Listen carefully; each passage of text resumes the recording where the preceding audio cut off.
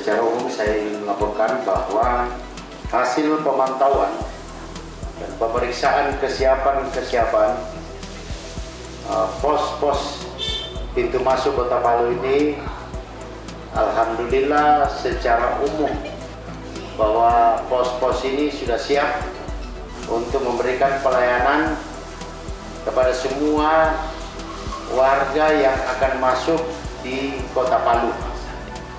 Tidak ada lain tujuan daripada pemerintah Kota Palu ini agar supaya betul-betul yang pertama masyarakat Kota Palu betul-betul tenang, sehingga tidak ada reaksi-reaksi daripada masyarakat, karena kita sudah memeriksa betul siapa saja yang masuk di Kota Palu ini.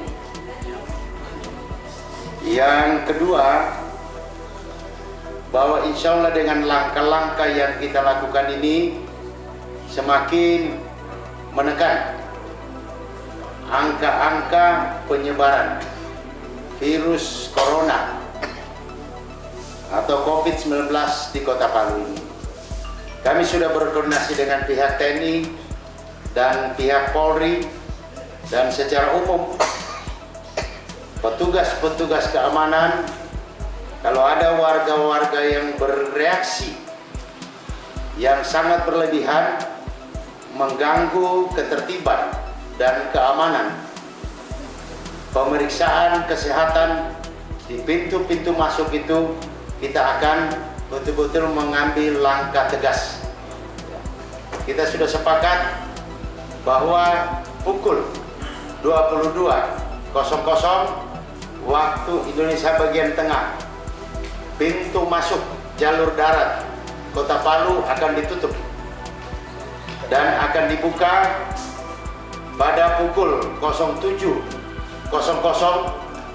waktu Indonesia bagian tengah, sekaligus kembali beroperasinya pos-pos pemeriksaan kesehatan warga yang masuk Kota Palu.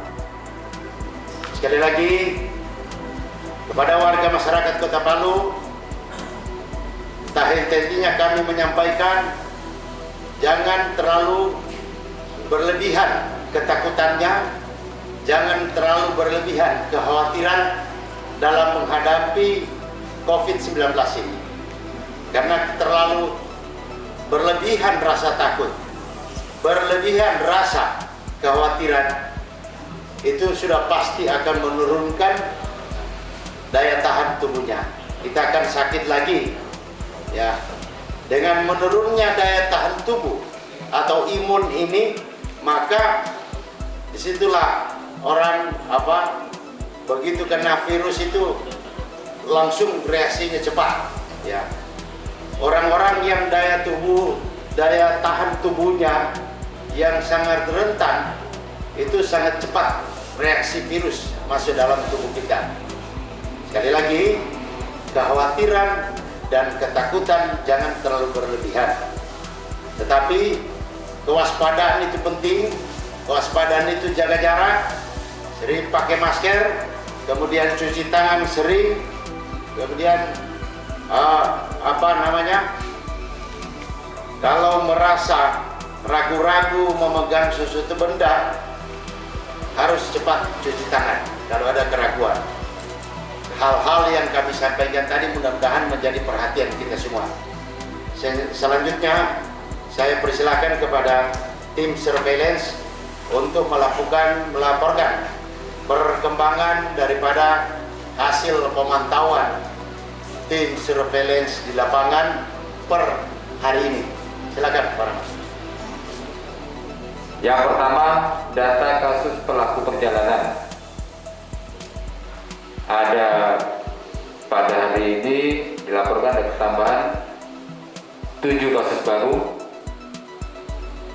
sehingga total keseluruhan dari awal sampai sekarang 1043. Sementara yang selesai dipantau dengan melakukan isolasi mandiri selama 14 hari sejumlah 809, dan yang masih dipantau sejumlah 234. Jadi kalau persentase kenaikan padannya untuk pelaku perjalanan 0,7%. Yang kedua, data kasus orang tanpa gejala masih tetap sama seperti kemarin. Dari data per hari Minggu 12 April 2020 total masih 27 dan 15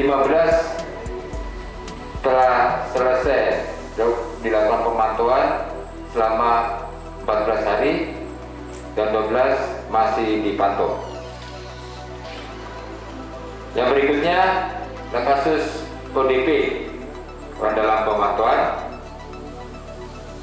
per hari Minggu tanggal 12 April 2020 sejumlah totalnya 78, telah selesai dipantau selama 14 hari 143 dan masih dipantau sejumlah 35. Pada hari ini, hari Minggu tanggal 12 April 2020 ada kasus baru sejumlah 2 yang masuk kategori orang dalam pemantauan.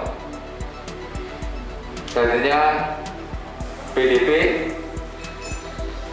masih tetap sama dengan data kemarin. Jadi data per hari Minggu 12 April 2020 ODP jumlah 10, yang masih dirawat masih ada 6 dan 4 dinyatakan sembuh.